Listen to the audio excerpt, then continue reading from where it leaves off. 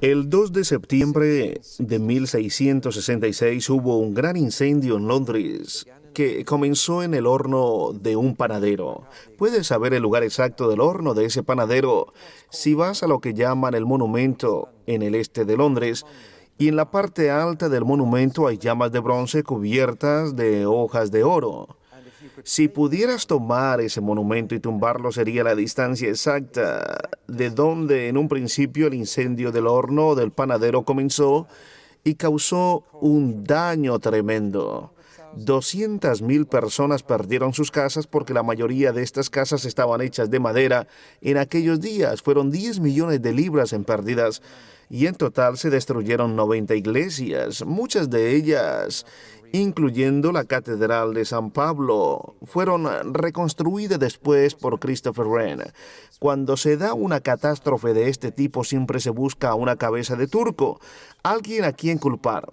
El desastre de Lockerbie o lo que sea, la gente busca a alguien a quien culpar y van a buscar a los culpables. A menudo se acusa al inocente y en el caso del gran incendio de Londres, los católicos franceses se convirtieron en la cabeza de turco y se les echó la culpa de haber prendido fuego a Londres.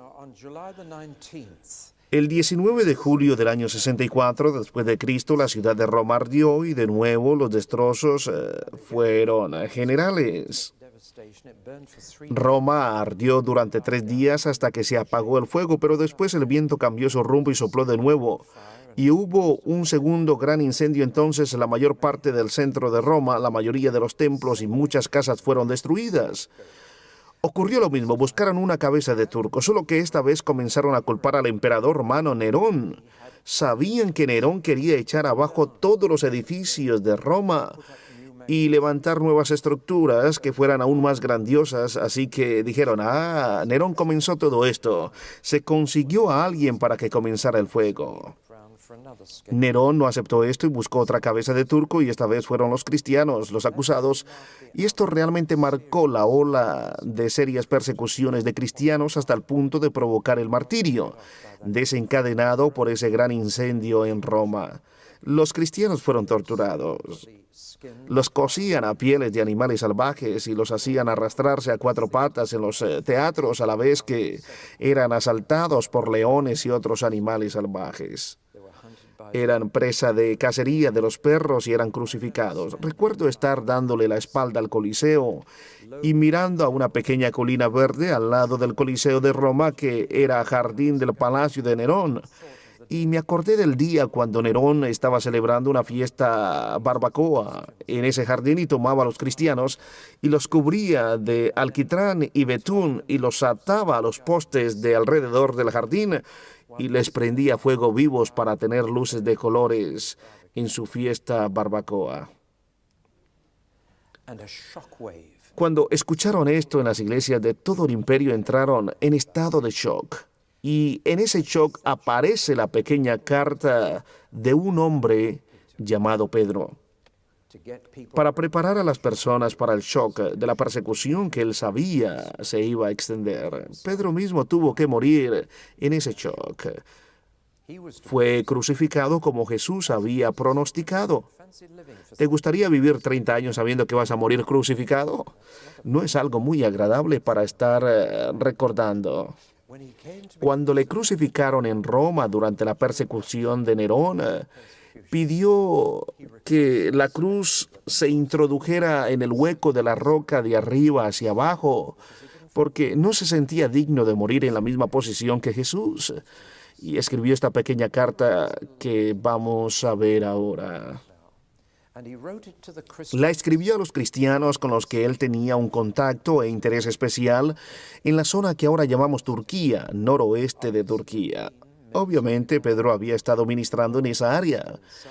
Pablo ministró en el sur de Turquía, pero Pedro parece haber estado en el norte de Turquía. En esa zona norte, Pedro les escribe y les dice que se preparen porque van a sufrir.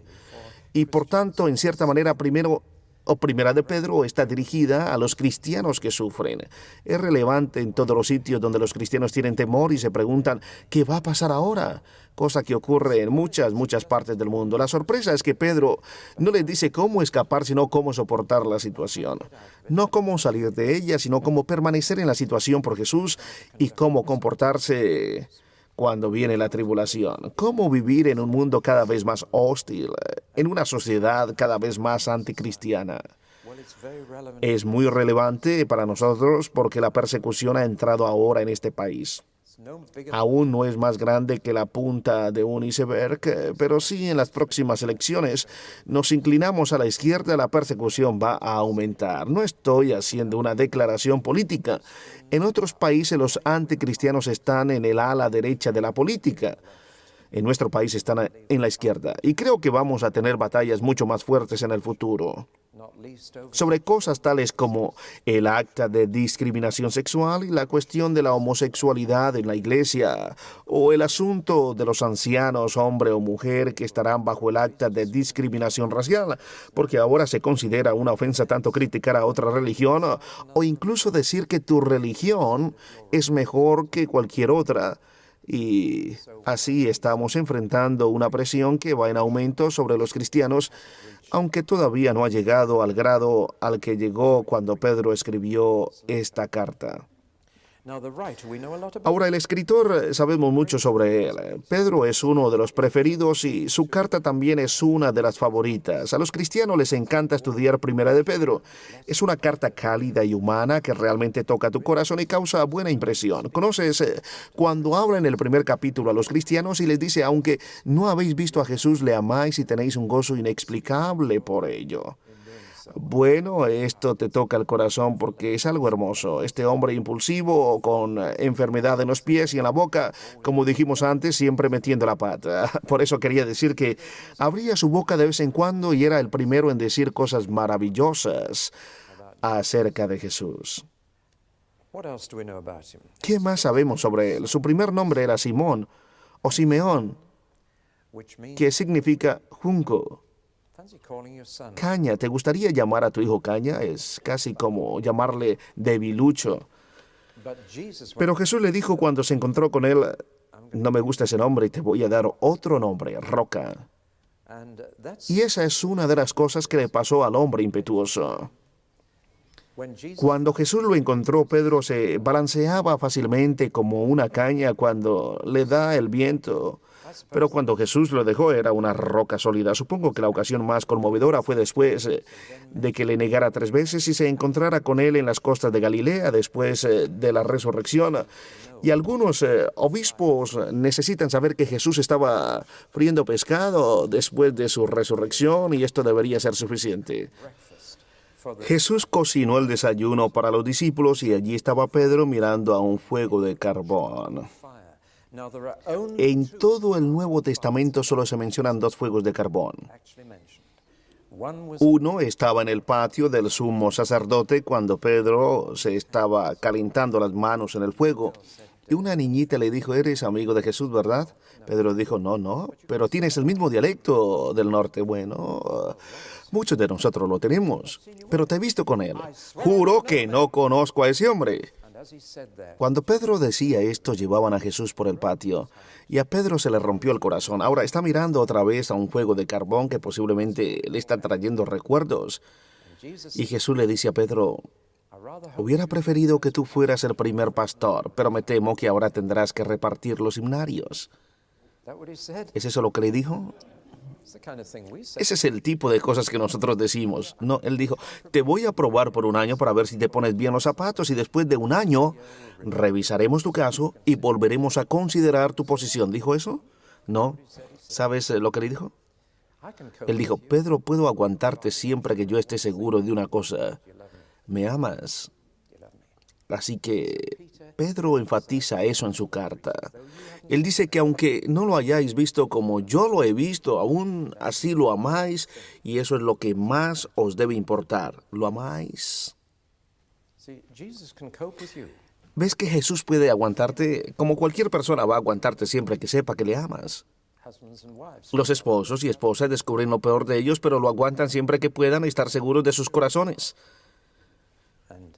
Y Jesús dijo a Pedro, ¿me amas?, le preguntó 3 veces, y de alguna forma esto puso otra vez a Pedro sobre la roca.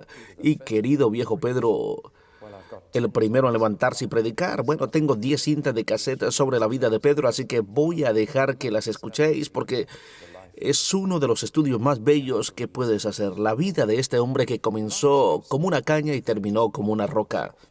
El Evangelio de Marcos es prácticamente el Evangelio de Pedro. Marcos consiguió saber todo de Pedro y por eso es que en Marcos puedes ver todo sobre las debilidades de Pedro. Pedro dijo, Marcos, ve seguro y diles que eso es lo que hice. Lo negué 3 veces. La primera mitad del libro de los Hechos es todo sobre Pedro.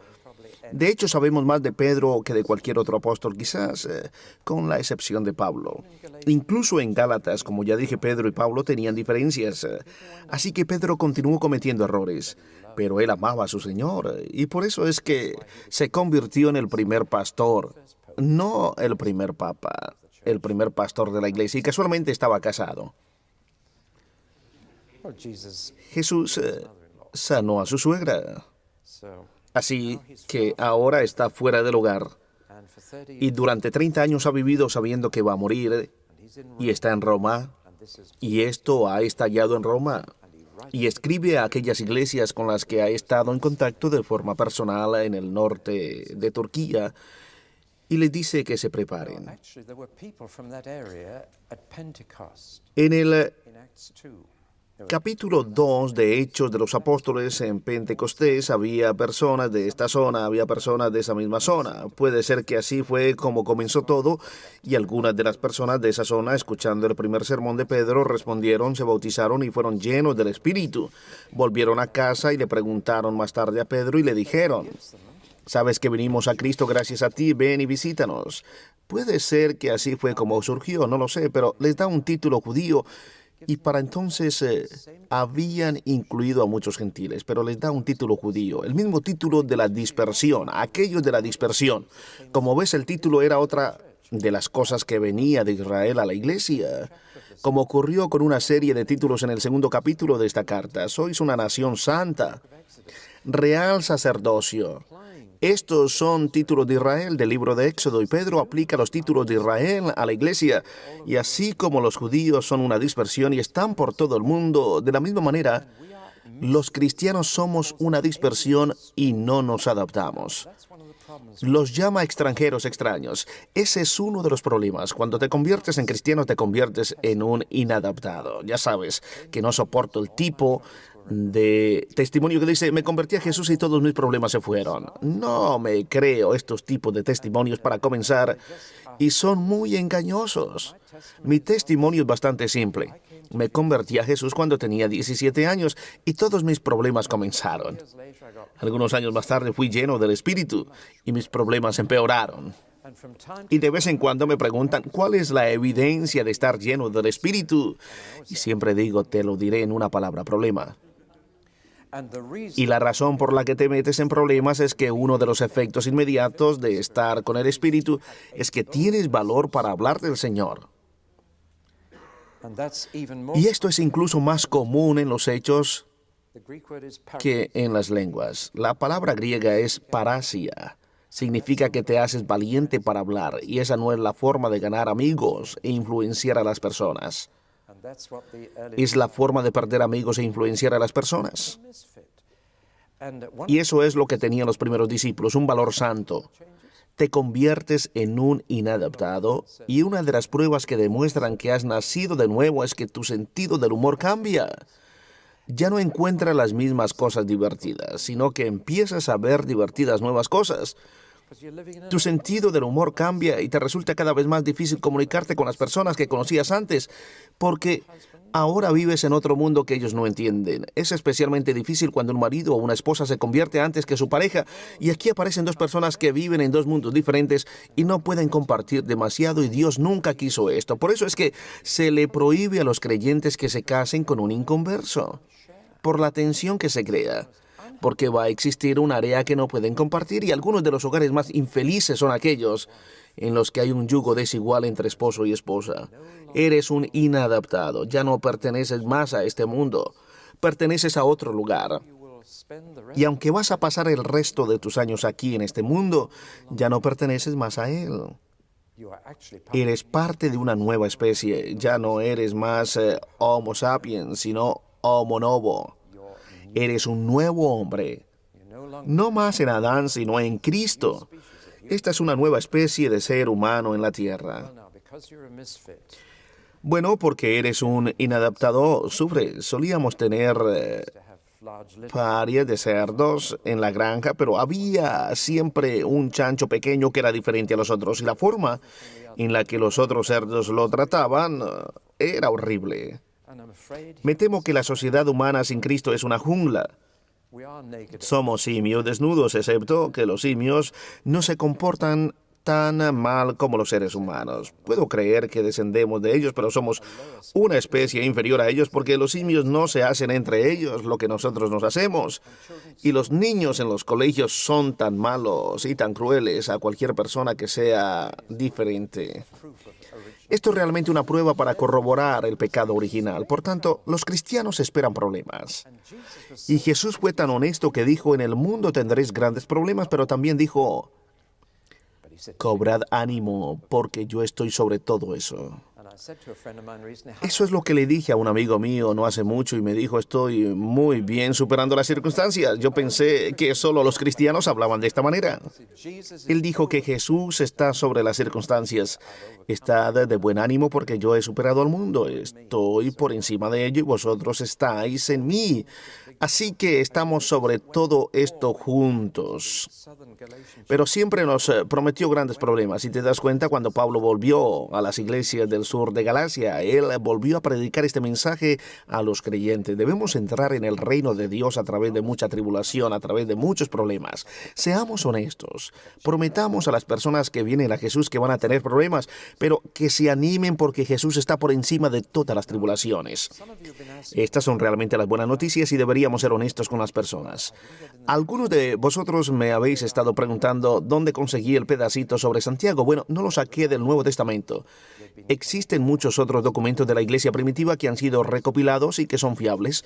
Una de las colecciones más conocidas y muy interesante es los documentos de la iglesia cristiana o la iglesia primitiva de Henry Bettinson.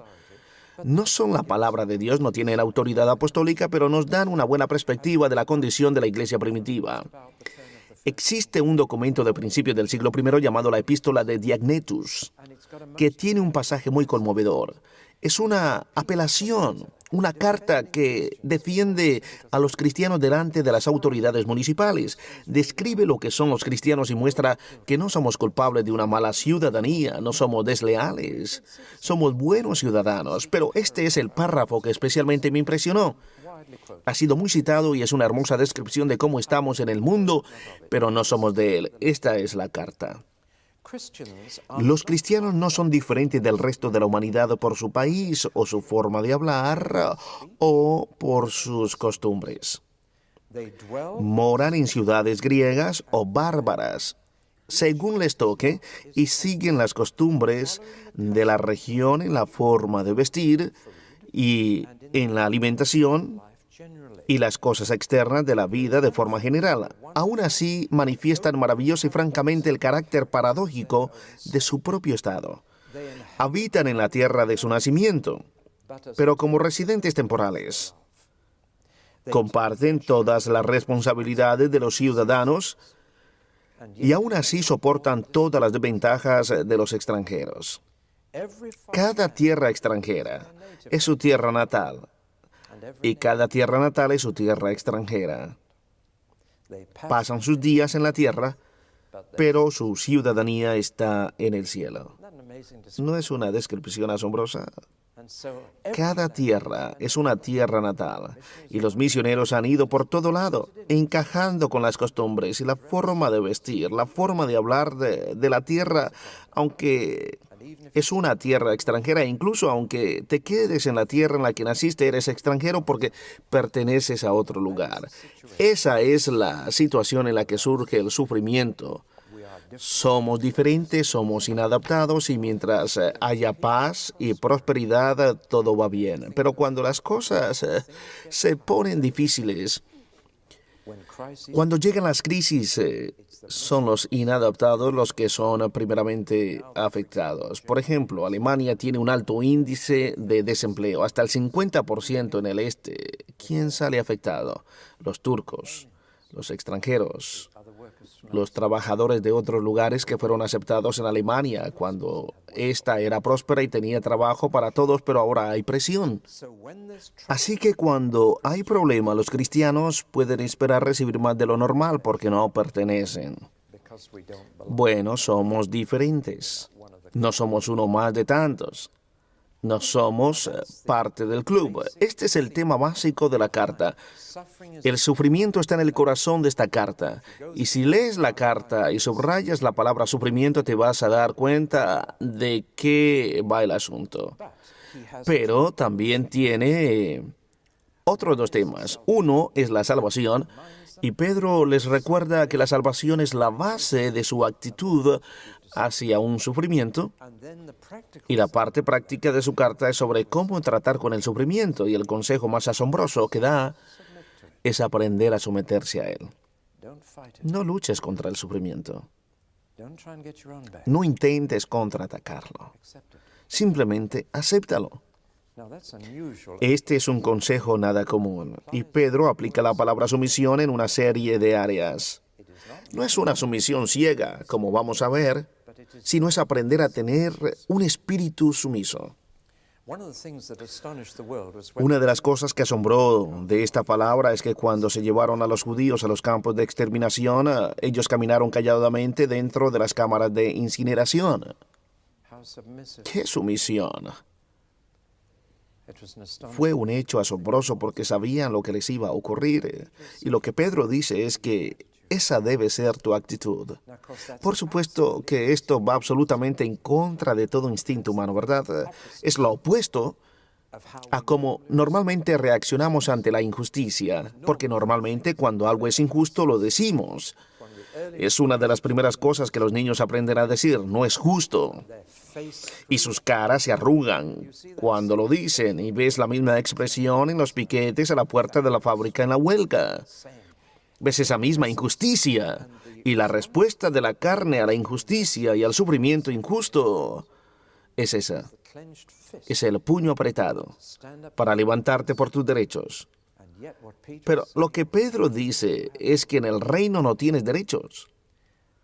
Y los cristianos tienen que prepararse para el sufrimiento aprendiendo a rendirse y a aceptarlo. Es un consejo extraordinario y todos tus instintos te dicen que eso no es lo que deberías hacer. Tenemos que prevenirlo y pararlo. Es injusto. No tenemos por qué sufrir por esto porque somos inocentes. Pero todo el tiempo Pedro dice que esa es la actitud incorrecta y lo ejemplificó perfectamente cuando vino a ser crucificado. Pedro no luchó, simplemente dijo de arriba abajo, por favor, y cumplió con lo que dijo. Veamos toda la carta para obtener un sentir general. Todo depende de estos tres puntos. Se mueve de la salvación al sufrimiento y la sumisión, pero los tres puntos están un poco más unidos que eso.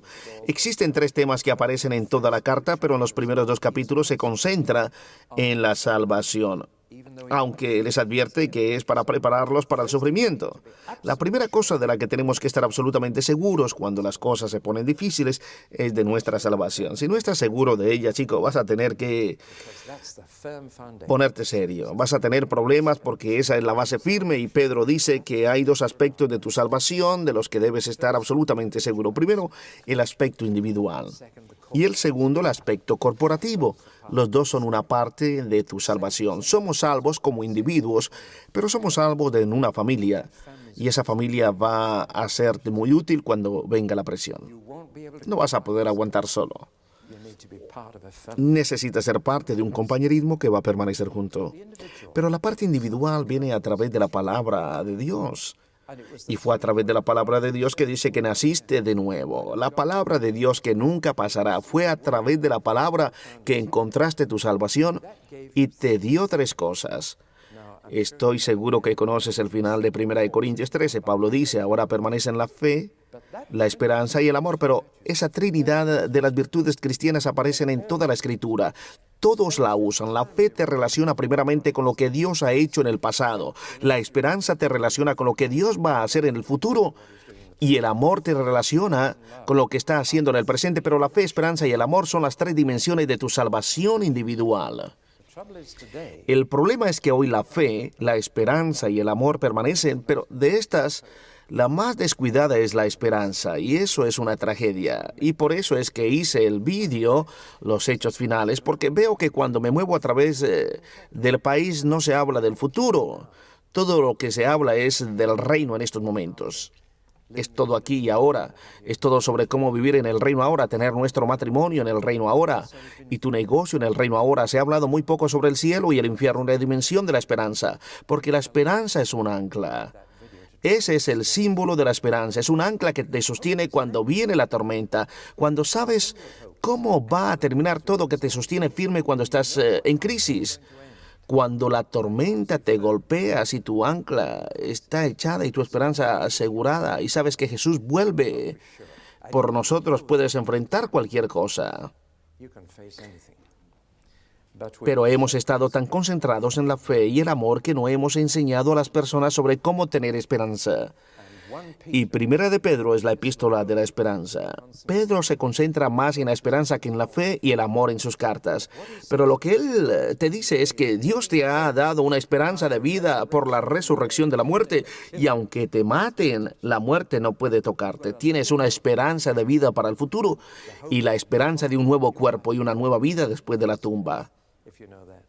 ¿Puedes enfrentar la muerte si sabes esto?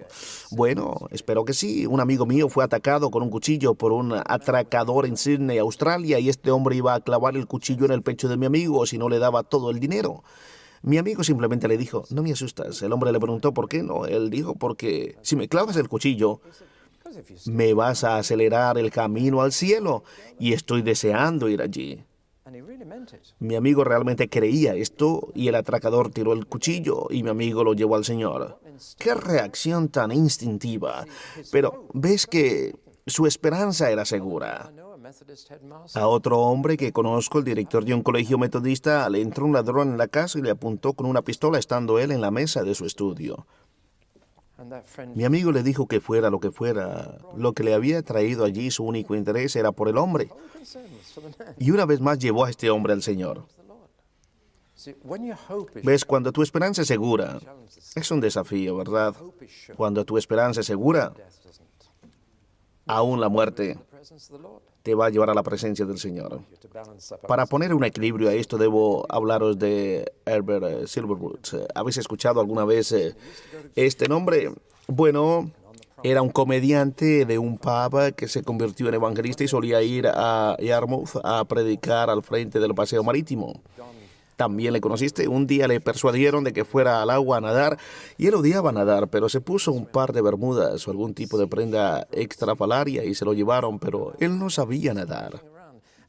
La marea subió demasiado y no se dieron cuenta, así que él intentó salir del agua chapoteando y gritando pidiendo ayuda. Entonces el salvavidas lo sacó del agua, lo secó y le dijo, señor Silverwood, no lo entiendo, lo he escuchado predicar sobre el cielo durante toda la semana. Y el deseo que usted tiene de estar allí y ante la primera oportunidad que tiene de irse para allá, comienza a gritarme para que le saque del agua. Pero algo era Herbert Silverwood, el comediante de un pub. Así que se volvió y le dijo, ¿te marcharías al cielo así de esta manera? Aunque conociendo a él, realmente estaba deseando irse al cielo. ¿Sabes cuál es la diferencia entre el cristiano que tiene una esperanza para el futuro y el que no la tiene? El cristiano que no la tiene desea marcharse y estar con Cristo, pero quiere quedarse aquí. Pero el cristiano con una verdadera esperanza quiere irse, pero está deseando quedarse. Recuerdo la última carta que escribí a David Watson. Le compartí esto y para él fue una gran diferencia. Lo menciona en su pequeña autobiografía, No temas el mal. Y fue David quien dijo, ¿estás deseando irte pero quieres quedarte o quieres irte pero deseando quedarte? Y Pablo dijo, quiero marcharme, pero si él quiere que me quede un poco más, entonces estoy deseando quedarme.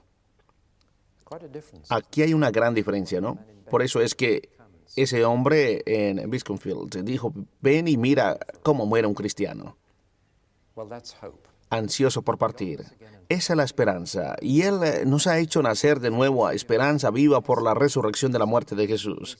También nos ha dado una fe para ser probada y dijo, no os preocupéis, vuestra fe es como el oro para vosotros, pero el oro también es refinado al ser probado en el fuego lo prueba y sale más puro. ¿Sabes que en los tiempos antiguos cuando purificaban el oro tenían una tinaja grande y el hombre se mantenía moviéndola en el fuego hasta que podía ver su propia cara perfectamente en él y después este hombre paraba de refinar el oro?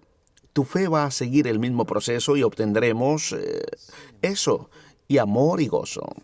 Un amor gozoso. Aunque no lo hemos visto, le amamos y estamos llenos de un gozo inexplicable. Una persona que tiene esto tiene la mitad de su salvación. Hay otra mitad también, es la mitad corporativa, que somos parte del pueblo de Dios. A través de la palabra de Dios encontramos la salvación individual para nosotros, pero también nos introduce al pueblo de Dios y el pueblo de Dios es muy importante para Pedro. Y él pone estas bases antes de hablar sobre el sufrimiento. Pedro dijo que tienes que tener estas dos cosas en su lugar.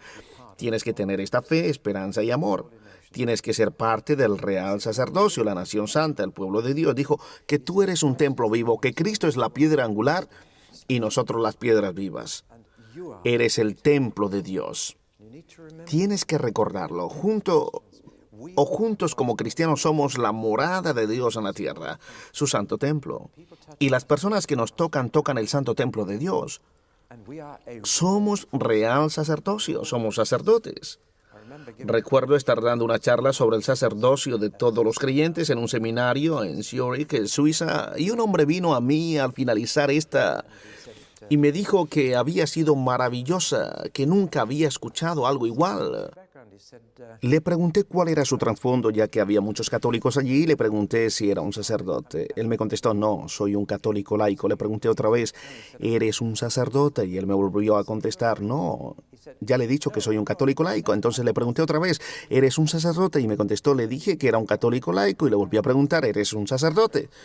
Entonces comenzó a enrojecer y a sentir vergüenza. Él pensó que yo estaba sordo o loco o algo por el estilo, ya que le pregunté 5 veces.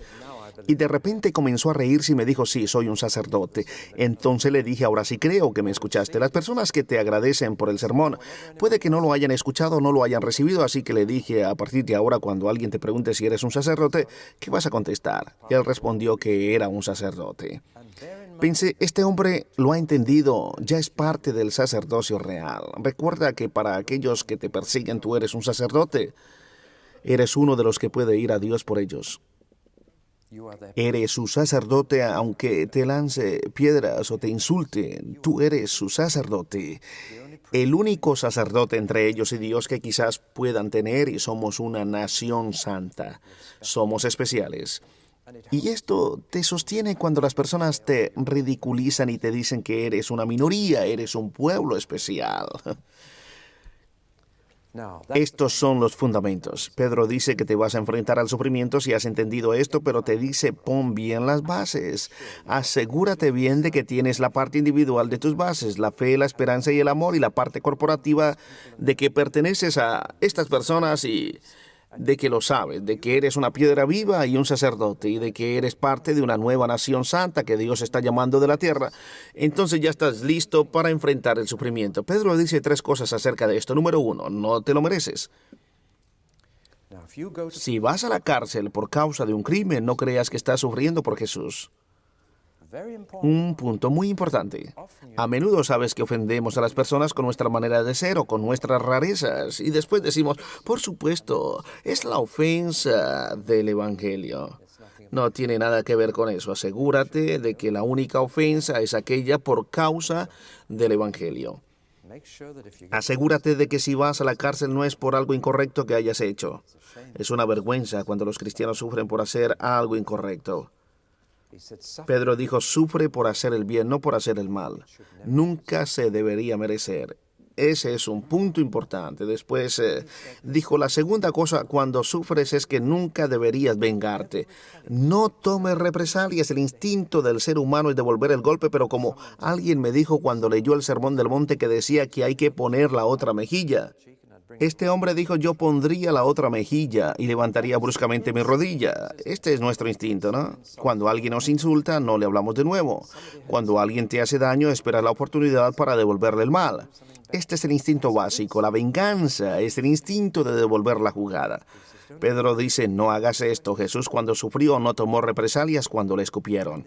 Recuerdo estar hablando con un miembro de la iglesia al que le había ofendido mortalmente otro miembro de la iglesia. Siempre ocurre y esta persona dijo, o hizo esto, y ellos dijeron aquello y lo otro, y yo le pregunté, ¿te escupieron? Espero que no. Le dije, escupieron en Jesús y la saliva corría por su cara abajo y le hicieron sufrir innecesariamente. ¿Sabes que cuando se sacrificaba un cordero en el Antiguo Testamento, el animal no era torturado antes del sacrificio? Le daban un corte limpio y rápido en su garganta. Pero cuando el Cordero de Dios fue sacrificado, la gente se burló de él. Clavaron espinas en su frente, lo disfrazaron y le escupieron. ¿Y cuál fue la respuesta? Padre, perdónalos. No saben lo que hacen. Pedro dice, no se te ocurra pensar en cómo te vas a vengar. Paga el mal con el bien. Dales bien y no mal. Bendícelos, dice Pedro. Bendícelos. Esto es exactamente lo que dijo Jesús. Bendice a aquellos que te maldicen. Esa es la mejor manera de vengarte. Amontonas carbón ardiendo sobre sus cabezas. Bendice a aquellos que te maldicen. Había un joven que se fue al ejército y la primera noche se arrodilló al lado de la litera en el cuartel y se puso a orar, y el sargento que estaba justo enfrente en una cama y vio lo que estaba haciendo, le lanzó su bota y le cortó la oreja. La bota era pesada y los clavos que tenía le cortaron la oreja, pero el joven siguió orando, así que el sargento le lanzó la otra bota y le alcanzó y le cortó, pero el joven continuó orando. Así que el sargento se dio por vencido. La siguiente mañana estas botas estaban pulidas a los pies de la cama del sargento. El sargento dijo, tengo que averiguar qué hizo que un tipo hiciera esto. Bien, ese es Pedro. Él dijo, no tomes venganza. Y la tercera y última cosa es que no te alcance. Te están intentando agotar. No dejes que lo sigan o lo consigan. Pueden dañar tu cuerpo, pero no pueden tocar tu espíritu. El cuerpo y el espíritu son las palabras clave en este punto. Lo que le ocurre a tu cuerpo no importa realmente. Es lo que ocurre a tu espíritu lo que importa. No dejes que lleguen a tu espíritu. Déjales que hagan lo que quieran con tu cuerpo, pero mantén tu espíritu intacto. Bueno, el tiempo se ha ido, así que vamos a la tercera parte de la segunda charla.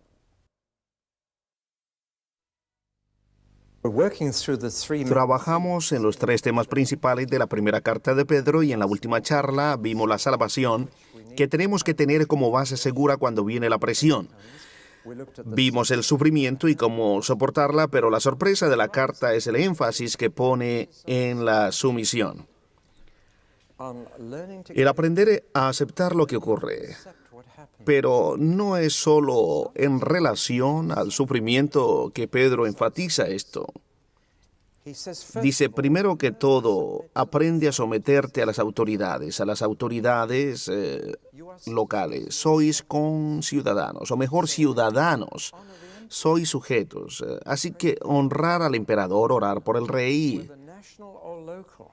por los gobernantes, ya que sean nacionales o locales. Los cristianos tienen el deber de ser ciudadanos que cumplen la ley y se nos debería conocer en este asunto como aquellos que están contentos de pagar sus impuestos, porque esto trajo a Jesús a Belén para nacer, pero también porque pagamos por lo que recibimos y estamos contentos por ello. Los cristianos no deberían estar entre aquellos que se quejan de los impuestos y tenemos que honrar a las autoridades, orar por ellos y se nos debía conocer como sujetos leales. Esto no significa que tengas que hacer todo lo que te dicen. Hay un límite para la obediencia a las autoridades municipales Y fue el mismo Pedro el que dijo una vez que debemos obedecer a Dios en lugar de a los hombres. Cuando las autoridades le dijeron que dejara de predicar de Jesús en las calles, él dijo, debemos obedecer a Dios antes que a los hombres. Así que existe un límite para la sumisión y ese límite viene cuando la autoridad nos pide que hagamos algo inmoral o ilegal contra la ley de Dios.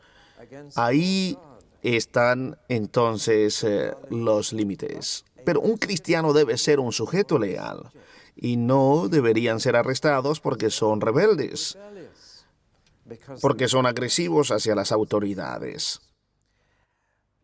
¿Ves que esta es una de las primeras fuentes del sufrimiento? Las autoridades locales. Otra de las fuentes del sufrimiento de la iglesia primitiva era para los esclavos sus jefes incrédulos.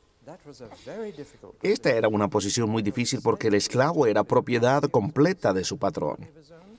No poseía dinero, ni tiempo, ni derechos propios, y muchos de los patrones trataban a sus esclavos de forma abominable.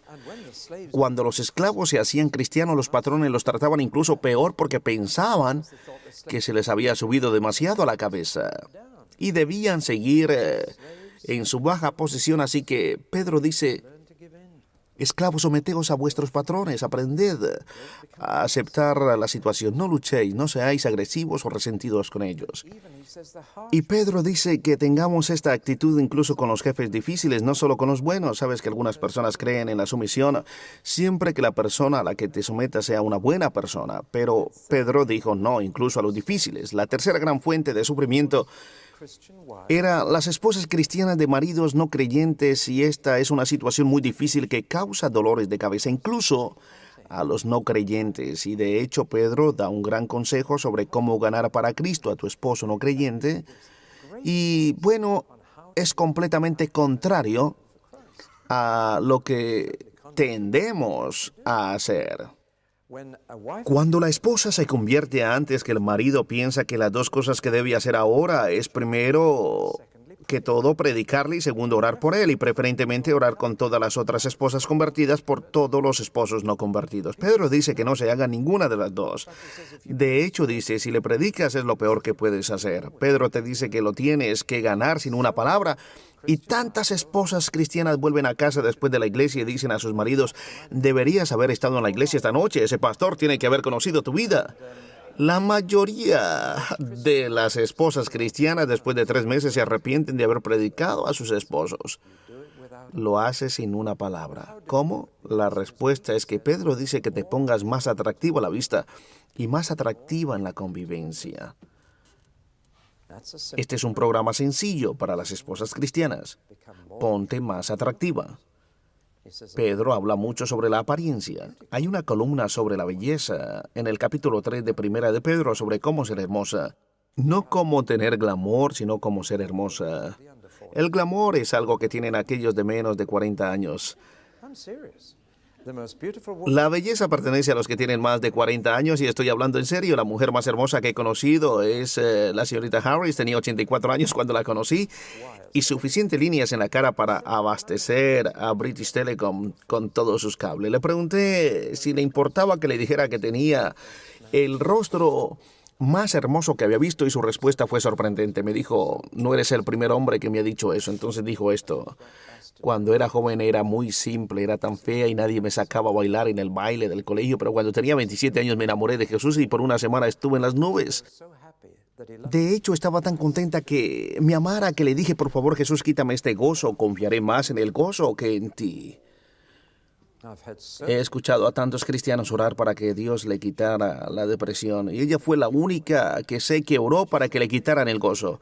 Pero dijo, sabes que tienes que ser como las personas que amas y por eso es que se me puso la cara así. Nunca lo olvidaré. La querida señorita Harris, ella tenía el secreto de la belleza de Primera de Pedro capítulo 3. Eso significa que a más viejo, más hermoso. Estas son buenas noticias, ¿no? Puede que pierdas el glamour, pero ¿qué es el glamour? Pedro dice, hazte más atractiva a la vista y más atractiva en la convivencia. Y tu marido dirá que tiene una mejor mujer gracias a Jesús. Pero ¿saben lo que dicen muchos maridos? Jesús se llevó a mi esposa. ya no me pertenece más a mí. Y es muy importante que las esposas aprendan a estar con sus maridos. Pero demasiadas mujeres se van a estudios bíblicos y a las mañanas de café y se convierten en caballos de carrera espirituales, mientras que sus maridos están en el punto de partida y se sienten cada vez con menos. Y son menos cada vez la cabeza del hogar. ¿Puedo meter ahora un poco de consejo práctico? Estaba en el sur de Gales y una señora vino a mí y me dijo que tenía un problema. Le dije, ¿tienes un marido al igual que un problema? Me dijo que sí. Le pregunté, ¿es tu marido tu problema? Me dijo que no. Y le dije, bueno, ¿has ido a tu marido con tu problema? Me dijo, no. Le pregunté, ¿por qué no? ¿Por qué vienes a mí? Y me contestó, él no es creyente. Y es un problema espiritual. ¿Y por qué no has ido a él con el problema? Y me dijo, no lo entiendes, él no es creyente, no tiene mucho interés en las cosas espirituales. ¿Y cómo puedo llevarle a él un problema espiritual? Le dije, es fácil, simplemente ve y cuéntale tu problema. Todo lo que necesitas es un poco de fe de que Dios te hablará a través de tu marido. Pero ¿cómo puede ser eso si es un inconverso? Escucha, Dios una vez habló a un hombre a través de su burro. Y si Dios puede hablar a un hombre a través de su burro, Dios puede hablarte a través de tu marido. 9 de 10 mujeres aceptan ese argumento y se ríen, lo cual me muestra lo que realmente piensan de sus maridos, ¿ves? Pero esta señora era la número 10. Se enfadó mucho y se fue. Durante un mes estuvo enfadada conmigo y decía, no vayas a David Powson con un problema, ya que es poco comprensivo si no estás casado con un creyente. Pero 18 meses después yo estaba en el mismo lugar y allí estaba ya de nuevo. Esta vez vino hacia mí y me dijo, señor Powson, es mi marido esta vez. Le pregunté, ¿cuál es tu problema? Y me dijo, ¿qué haces con un marido que va por delante tuya en el área espiritual? Le pregunté, ¿estás hablando en serio? Ella me dijo, muy serio. Está ahí atrás en la reunión. Le dije, ¿qué ocurrió? Ella dijo, por un mes estuve enfadada contigo, pero después fui a mi marido en la desesperación. Le conté mi problema y me dio la respuesta. Ella dijo, no sé quién se sorprendió más, él o yo, pero comenzó a interesarse a partir de ese día y ahora es un creyente. Y ha ocurrido tan rápido para alcanzarme que se ha disparado, me ha sobrepasado y ahora está creciendo. Le dije, ¿conoces tu problema? Eres la manipuladora de la relación. No te gustaba que estuviera allí. No te gusta que esté aquí. Lo quieres aquí. ¿Dónde estás? Aprende a estar junto a él. Le he dicho a las esposas que me han preguntado cómo puedo hacer para que mi marido se convierta. Les digo, deja de ir a la iglesia. Y ellas me han dicho, no estás hablando en serio. ¿Cómo puedo hacer que mi marido se convierta? Hablo en serio. Es asombroso ver cuántos maridos han comenzado a ir a la iglesia porque sus esposas dejaron de ir. Pedro es muy sabio en esto. Él dice, esposa, traéis un sufrimiento innecesario sobre vosotras porque os separáis cada vez más de vuestros maridos. Pero cuando vuestros maridos digan que tienen una mejor esposa gracias a Jesús, tienen mejor aspecto ahora. Es más fácil vivir con ella ahora. Es mucho más probable que vengan a la iglesia. Pedro sabía esto. Él mismo estaba casado y entendía estas cosas. Existe una cuarta área de sumisión. Este cuarto punto no es de sufrimiento, por eso Pedro lo separa de los otros 3 y lo presenta en el último capítulo. Él dice, jóvenes, someteos a los mayores. Aprended a ceder el paso a las personas mayores, a mirarlos como líderes. Uno de los castigos de Israel que el profeta Isaías tuvo que anunciar fue que a causa de que no siguieron el camino de Dios, fueron gobernados por mujeres y explotados por la juventud. ¡Qué sentencia! Y no está fuera del lugar de nuestra situación tampoco.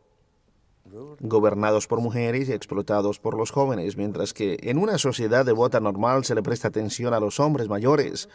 Y Pedro les dice a los jóvenes que respeten a los ancianos. En todo esto, Pedro les dice, respeten a los ancianos. No dice que es una sumisión ciega, y cuando la autoridad humana demanda una sumisión ciega, esto va a provocar tensión, sino que es una actitud, y lo que Pedro dice en todas estas áreas de la vida es que se desarrolle la actitud de no luchar, no tomar represalias, de no ser agresivo, de no hacer valer tus derechos, porque esta actitud significa que cuando venga el sufrimiento no vas a poder manejarlo. Así que Prepárate ahora. Una vez le dije a un santo muy amado, a quien siempre he admirado, ahora es anciano y vive en la costa sur, le dije: Bob, no creo que pudiera enfrentarme a los leones, porque tú sabes, como hombre mayor hablaba como un sabio y me dijo: David, si eres fiel en las pequeñas batallas, te dará la gracia para soportar cuando vengan las grandes. ¡Qué sabiduría! Nunca he olvidado lo que dijo porque es un anciano y recurro a él. Sé que fue un consejo sabio, así que desarrolla esta actitud. Tiene esta base. Desarrolla esta actitud. Y cuando el sufrimiento venga, podrás manejarlo. Solo hay un problema con Primera de Pedro. Hay un pasaje muy oscuro, el cual me han dicho tiene 314 interpretaciones diferentes.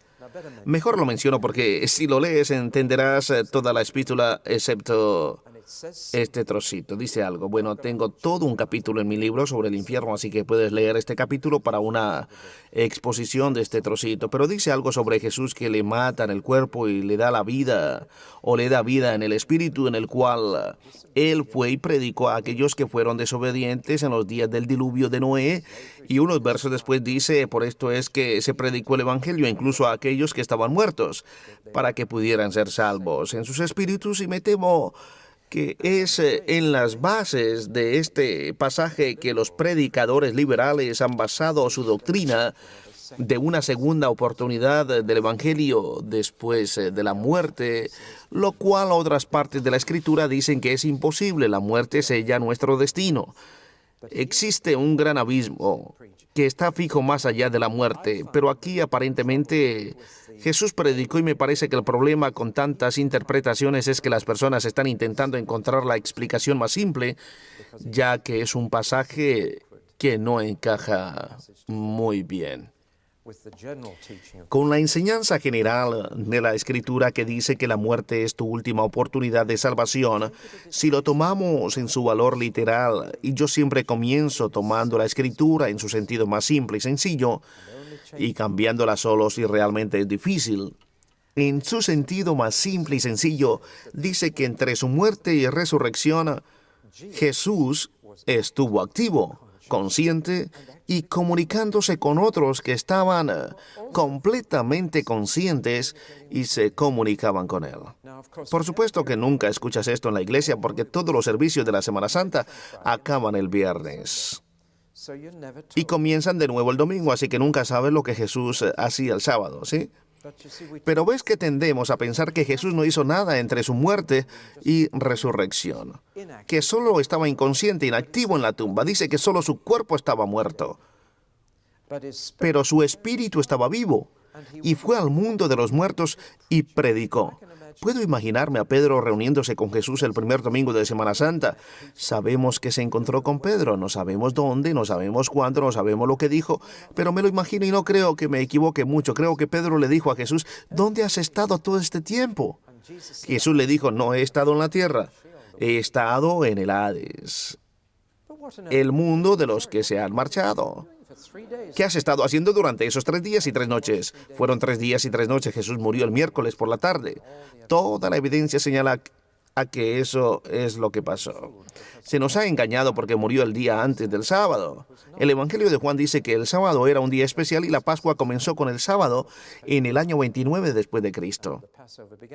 ¿Cuál fue casi ciertamente el año que Jesús murió? El 1500 Nisan del calendario judío. El primer día de la Pascua fue un jueves y fue el sábado, y el miércoles sería el 14, la víspera de la Pascua. Esa es mi teoría, pero encaja mejor con todas las evidencias que las otras teorías. Realmente no importa qué día murió Jesús, lo importante es que murió por ti, y eso es lo realmente importante. Pero dijo que serían 3 días y 3 noches, y eso no encaja entre el viernes por la tarde y el domingo por la mañana, pero él murió a las 3 de la mañana del miércoles y resucitó entre las 6 de la tarde y media de la noche del sábado. Cada pedacito de la evidencia del Evangelio encaja. Por supuesto que las 6 de la tarde del sábado fue el primer día de la semana. Pensemos en términos del calendario romano en lugar del calendario judío. Fue el primer día de la semana y mucho antes del amanecer la tumba estaba vacía. Bueno, esa es simplemente una parte, pero si no aceptas esta teoría tendrás problemas con algunos de los datos del Nuevo Testamento. Todo encaja. Hay una forma de ver estas contradicciones o aparente contradicciones, pero dejemos eso a un lado. ¿Qué estuvo haciendo Jesús en esos 3 días y 3 noches? Jesús debe haber dicho a Pedro, he estado predicando a quién, a todos esos que se ahogaron en el diluvio de Noé. Eso significa que los que se ahogaron en el diluvio de Noé también estaban conscientes. Estás consciente un minuto después de que te mueres. ¿Sabes quién eres? Tienes tu memoria. Es solo tu cuerpo el que muere, no tu espíritu. La muerte separa el cuerpo del espíritu. Después, el espíritu y el cuerpo se reúnen en la resurrección. Pero mucho después para nosotros. Jesús pasó estas 3 fases en menos de una semana. Fue un espíritu encarnado hasta que murió en la cruz. Entonces encomendó su espíritu a Dios y su cuerpo fue puesto en la tumba. Después, vivo en el espíritu, fue a predicar a las personas desobedientes del diluvio de Noé. Y después su cuerpo y su espíritu fueron reunidos en la mañana del domingo de Semana Santa. Pero él era completamente consciente y capaz de comunicarse todo el tiempo. Esto es muy, muy importante, ¿eh? Son solo las sectas las que enseñan que las almas duermen entre los 2 cuerpos, pero esa es otra historia. Si tomamos esto en su valor literal, quiere decir que Jesús fue y predicó el Evangelio a esa generación en particular y solo a ellos. Claramente implica que fue el Evangelio lo que pudo salvarlos y redimirlos. Así que no es esta una segunda oportunidad después de la muerte. Estoy preparado para decir que sí, es para ellos y solo para ellos. No hay ninguna señal en la Biblia que nos diga que alguna persona tuviera tal oportunidad. Así que, ¿por qué se les debería dar a ellos y solo a ellos? Lo que voy a decir ahora es pura especulación. No te culpo si no lo crees. Es simplemente mi conjetura. Hubo una generación que pudo acusar a Dios de ser injusto. Nos destruiste y después prometiste que nunca lo harías de nuevo. Yo creo que Dios, para cubrir su justicia, dijo, hijo, ve y comparte el Evangelio. No voy a tener a nadie en el día del juicio que me acuse de tratar a alguien injustamente. Esa es mi suposición, porque conozco a un Dios de justicia que hace lo imposible para no ser injusto, para no tener favoritos, y puede que ese sea el porqué. Pero creo que mejor que intentar torcer las Escrituras, tenemos que encajar nuestro sistema para aceptarla en su valor más simple y sencillo. Limitarla a lo que dice, y no hay base aquí de una segunda oportunidad para nadie más. Lo que Alfred Lord Tennyson, al que le celebramos el siglo en este año, llamó la esperanza más larga, la esperanza de que todos tendremos una oportunidad después de la muerte. Esto es universalismo y eso nos enseña en las Escrituras. Esta es Primera de Pedro, ahora me voy a Segunda de Pedro. La segunda carta que escribió, y volvemos a un pequeño diagrama que es mucho más fácil de entender. Perdón que os di algunas cartas tan complicadas como la de Hebreos o las anteriores, pero esta carta estoy seguro que la vais a entender perfectamente y de forma sencilla. Pero no intentar copiar la segunda carta de Pedro, porque no me voy a referir a ella por unos momentos. La segunda carta de Pedro trata con una situación totalmente diferente. Las mismas personas, pero unos años después. Es diferente en estilo, y esas diferencias bien podrían ser a causa de que Pedro estaba usando un secretario diferente, un amanuense diferente. Pedro dice que Silvano, el secretario de Pablo, estaba haciendo el trabajo, el cual probablemente le dio forma para que lo mejorara, pero las similitudes están todas ahí. Las palabras favoritas de Pedro aparecen también en la segunda carta. Algunos estudiosos dicen que la segunda carta no está escrita por él. Bueno, yo sí lo creo. ¿Conoces la palabra favorita de Pedro? Todos los predicadores tienen palabras favoritas. Seguro que ya habéis notado las mías. ¿Sabes cuál es la palabra favorita de Pedro? Creo que es una de sus palabras preciosas. Has usado esa palabra y es una de las favoritas de Pedro. Y si ves las 2 cartas, descubrirás que se mantiene hablando sobre nuestra preciosa fe, nuestro precioso Jesús. Todo es precioso para Pedro. Ha encontrado la piedra de gran valor. Y le encanta usar esa palabra, preciosa. Es la palabra que usas con algo o alguien que es de mucho valor para ti. Mi más preciada posesión.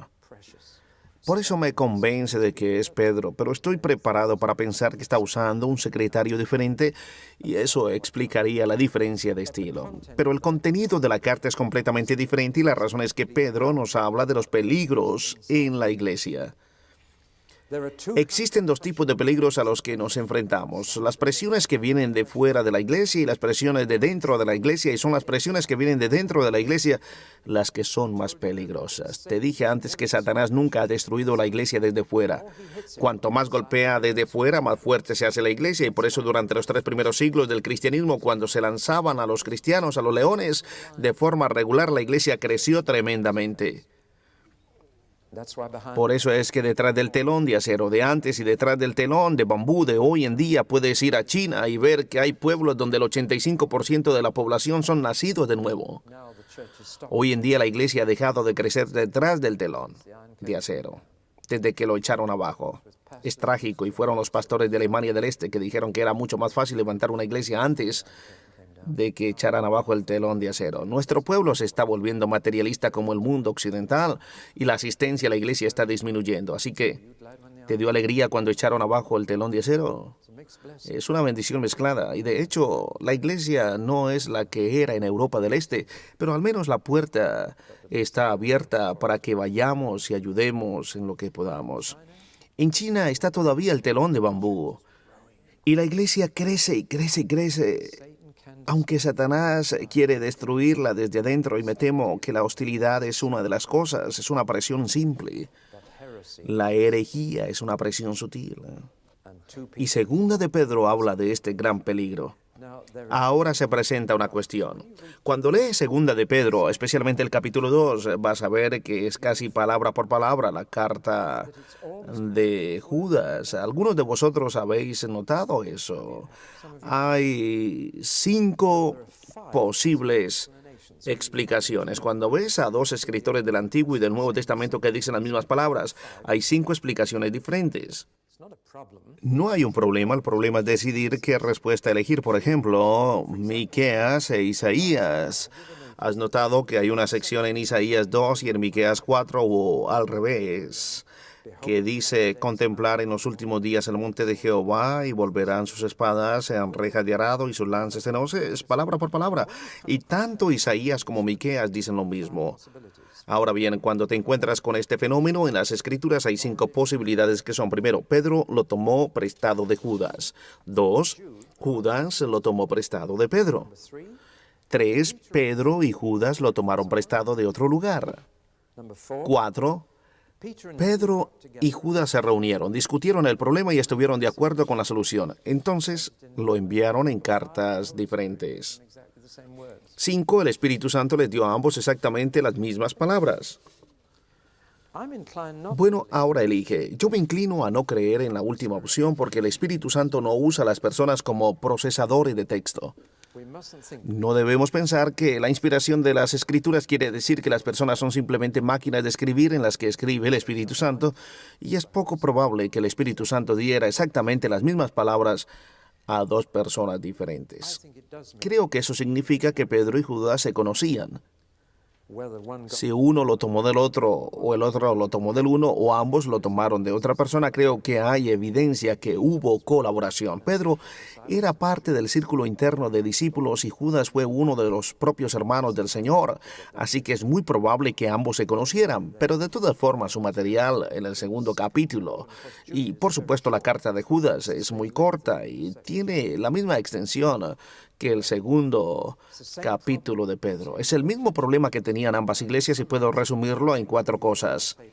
Si has escuchado mi cinta sobre Judas, sabes lo que viene. Judas es una cartita a la que no se le ha prestado mucha atención y no tenemos tiempo para verla, pero se estaba dando corrupción en 4 áreas. 4 síntomas de una enfermedad que estaba dentro de la iglesia. Un cáncer en el cuerpo de Cristo y son estas. Número 1, un credo corrupto. Las creencias se estaban cambiando. Y bueno, especialmente dos, un punto de vista sentimental de la gracia de Dios y un punto de vista crítico de la persona de Cristo. Disculpas por la complicación. Míralo desde otro punto de vista, un punto de vista sincrístico de la persona de Cristo. Decían que Él no es el único Señor, que solo era uno entre otros. Una religión comparativa. Él es un camino, pero hay otros muchos caminos a Dios. Él no es el único camino. Es esa palabra solo la que es la ofensa, que tú ya sabes. Estaban corrompiendo a la persona de Cristo y diciendo que Él es un camino, no el camino. Y tenían un punto de vista sentimental del amor de Dios, la gracia de Dios que dice que a Dios le encanta perdonarte, así que no le importa si pecas. ¿Puedes imaginar lo que eso implica? Un credo corrupto quiere decir también una conducta corrupta. Lo que crees afecta a tu comportamiento e invariablemente cuando cambias la fe cristiana introduces inmoralidad en la iglesia. Y me temo que la inmoralidad estaba entrando en las iglesias a las que escribieron Pedro y Judas. Ves que realmente no importa cómo vives ahora que tienes una entrada al cielo y que tienes el amor que te perdona. Él continuará perdonándote, no importa lo que hagas. Eso es puro sentimentalismo. Se predica por todo sitio. Pero por supuesto quiere decir que los cristianos siguen pecando, se aprovechan de la misericordia de Dios y lleva a la inmoralidad. Cuando la conducta se ha corrompido, lo siguiente que se corrompe es el carácter. Y hay una descripción de los efectos de todo esto en el carácter de las personas. Se hacen más animales que humanos, funcionando por instintos. Se convierten en codiciosos y lujuriosos en sus cambios de carácter. No son más personas de confianza. Son como nubes llevados por el viento, como las olas del mar. Todas estas descripciones aparecen ahí y son gráfico de un carácter débil. Lo cuarto que se corrompe es la conversación. La iglesia se llena de personas que se quejan y que se rebelan contra el liderazgo y todo el tipo de desorden que pueda entrar en una comunidad de compañerismo. Tanto Segunda de Pedro como Judas tratan este credo corrupto.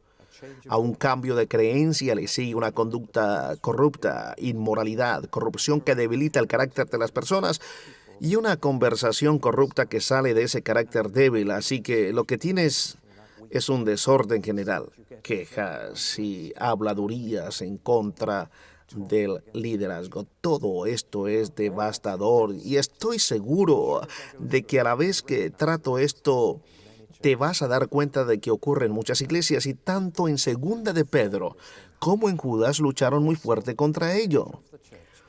Vieron que acabaría con la iglesia y que no sería necesario recibir sufrimiento de fuera. La iglesia colapsaría desde dentro. Y una iglesia en estas condiciones y que esté bajo persecución no permanece. Ahora bien, Segunda de Pedro sigue exactamente el mismo tipo de modelo que Primera de Pedro, lo que me trae la convicción otra vez de que viene del mismo autor. Aparece una sección sobre la salvación, después una sección sobre el peligro, un esbozo de las implicaciones y cómo estar preparado para enfrentar esto. Este diagrama resume la primera parte de Segunda de Pedro. La sección sobre nuestra salvación es un hermoso cuadro sencillo. Aquí está la casa de la fe, construida en la base de la fe. Existen algunos pasos de fe que te llevan a la puerta principal, que no aparecen en Segunda de Pedro, pero están en el sermón de Pedro, en Hechos. Acabo de introducirlos. El primer paso es el arrepentimiento, el segundo, bautizarse. Tercer paso, recibir el Espíritu Santo. No hay más pasos que te lleven a la puerta principal que esos tres y son pasos de fe. Voy y cojo mi libro, La Fe Cristiana, para deletrearlo. Hemos entrado en la casa de Dios, la casa que está basada en la fe al dar estos pasos. Pero hay una escalera que te dice que a tu fe añadas virtud, a la virtud conocimiento, al conocimiento dominio propio, al dominio propio paciencia, a la paciencia piedad, a la piedad afecto fraternal y al afecto fraternal amor. Y al subir esa escalera construyes tu esperanza. Pedro está hablando de una gran entrada a la gloria, de asegurar tu llamado y elección. Si quieres hacer que tu llamado y elección sean seguros, no puedes hacerlo al principio de la escalera. Lo haces subiendo esas escaleras. Así es como lo haces seguro. Al alcanzar la habitación de arriba del amor, donde debería estar viviendo la iglesia. Pero Pedro enfatiza que estás construyendo tu esperanza de futuro al tiempo que subes estas escaleras y tu seguridad sobre lo que Dios va a hacer se hace cada vez más fuerte a medida que sube las escaleras. Por tanto, la iglesia se fundamenta en la fe, crece en esperanza a medida que sube las escaleras y el clímax es vivir en amor. Hay un balcón en la parte de arriba y desde ese balcón despegas para la gloria. Haces una gran entrada y se te dará una gran bienvenida en el cielo. Realmente es un progreso. Así que no te sientes en el sofá. Sube las escaleras. Vive en el aposento alto, levántate y sube allí lo antes que puedas. En otras palabras, la respuesta a la herejía es la madurez. La gente aquí en el piso de abajo es vulnerable a la falsa enseñanza. Cuanto más alto subas, más vives allí arriba y menos vulnerable te haces a la herejía y a la falsa enseñanza. Pero si escuchas la falsa enseñanza, te vas a ver saliendo por la puerta de atrás y resbalándote en un terreno resbaladizo y, bueno, cayéndote. Pedro nos habla de algunas cosas bastante severas en cuanto a esto. Dice que sería mejor para ti que nunca hubieras conocido la justicia. Mejor que nunca hubieras entrado que caer. Pedro nos hace algunos comentarios bastante fuertes sobre un perro que se come su propio vómito. ¿Has visto que algún perro haga eso? Pedro nos dice, eso es lo que hacéis, venís del pecado y volvéis a él. Sois como un perro que vuelve y se come su vómito. O eres como un cerdo que vuelve y se revuelca en el cielo después de que lo has bañado y lavado. Muy gráfico, pero toma estas palabras en serio. Es mejor que nunca hayas conocido que caer de la gracia. Sería mejor que nunca hubieras escuchado acerca de la gracia. Es mejor para alguien que nunca ha escuchado que para alguien que ha escuchado y que vuelve a su propio vómito y a su propio cieno. Eso ocurre por causa de la falsa enseñanza, la cual corroe las bases de la fe. Hay personas que van por el buen camino y van derecho a la puerta de atrás y se resbalan. O les ocurre esto en alguna etapa posterior. Y también aquellos que suben las escaleras se hacen más fuertes en la esperanza y alcanzan la habitación del amor y despegan para llegar a la gloria. Aquellos vuelven bajo la cólera y el juicio de Dios. Estos disfrutan de la luz de su gracia y de su favor. Este es todo un mensaje, ¿verdad?